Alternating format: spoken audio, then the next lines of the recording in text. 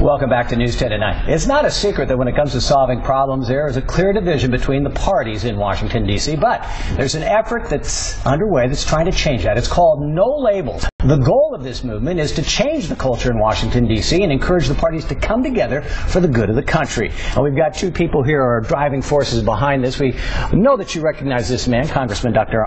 Bera. Nice to see you, Ami. Glad to be back on, Dan. And Mark McKinnon, you're actually one of the co-founders of No Labels with two other people? Yeah, we've got a group of a few co-founders that started this about 5 years ago, and we're really excited because it's really taking off, thanks to people like Bera. Well, we'll get into No Labels, but first I do want to ask you both about what happened last week politically with Eric Cantor. Does that help the No Labels movement in your mind, Ami, or does that hurt it? Well, I think it shows that people want problem solvers, and I think Leader Cantor, it was viewed as one of the dysfunctions in Washington, D.C., not working together across the aisle. I think he also lost sight of who he works for are the folks back home. And again, I think it does send a message that people want us to work together. What do you think, Mark? I think the big takeaway is that people have lost faith in the leadership of the Congress and that they've failed to problem solve. And if Eric Cantor were a problem solver like Bera, then he might still have that seat. Well, in doing the research, I love the mission that is behind No Labels. Move America from the old politics of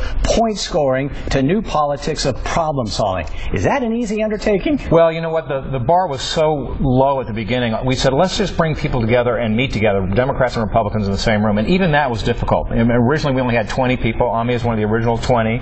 Our goal was to get to 50. But the good news is that now we're at 94. We've exceeded by twice our goal for the year. 94 members of Congress, half Democrats, half Republicans, meeting regularly, working together, writing and filing and passing legislation. They're getting stuff done. And that's what constituents want. What do you think? Is there a future in this? Absolutely, right. We're in divided government. People expect Democrats and Republicans to work together to put the country first, and that is exactly what we're doing. But, Mark, we see in light of Bergdahl's return, in light of what's going on in Iraq, in light of what's going on in Syria, you can almost draw up the responses from the two parties before anything is said. You know how predictable it's going to be.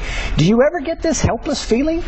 Well, there's huge frustration outside of Washington as people look at the paralysis because they just want things to move forward. They don't care if it's a Democrat solution or a Republican solution. They just want solutions.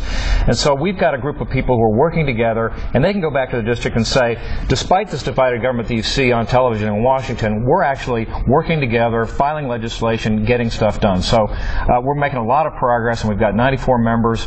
We're now working on something called the National Strategic Agenda, which is goals for the country. This is so simple. We're doing the easy stuff. Get people together in a room. What's amazing is how productive it's been for these people who are part of the coalition, because they first of all, they recognize that they like the people across the aisle, that they can get stuff done and work together. So it's been very exciting, and it's really exceeding our expectations. We hear complaints from everybody. Democrats, Republicans, they can't work together. These people who are complaining, who want the forces in Washington to work together, what can they do to get their message across? Well, so part of what we're doing today is we're meeting with local leaders, local business leaders, grassroots advocates. Now No Labels has over 500,000 grassroots advocates across the country. So if leadership's not going to do it, we're going to do it as rank and file members coming together. It's Democrats, Republicans, putting our ideas out there and creating that momentum and that pressure upward. I think a great example of this is no budget, no pay, the idea that Bera ran on. It was one of our original ideas, and Washington, the sort of incumbents up there said, oh, that's a ridiculous idea, but the grassroots rose up behind people like Bera when he ran on that issue and said, that's a great idea, we want Washington to respond, and now it has. This Ami's idea became the solution to the debt ceiling crisis back in the fall and forced out the first Senate budget we've had in 5 years. And I love another one of your goals, Q&A between the President and Congress. Wouldn't that be novel, huh? Yeah, actually talking? You know what, Dan, I'm going to give you a problem solver's pin. This is one of the label pins? Yeah. I will wear it proudly. Let's fix, not fight. I will wear it proudly. Mark McKinnon, it was a pleasure to meet you. Thanks you so much for joining us. Appreciate it very much. Ami, always nice to see you. And we're going to try to get you and Doug Osee for a debate. I know the Bees trying to work on that too, but one way or another, we're going to hear from both of you.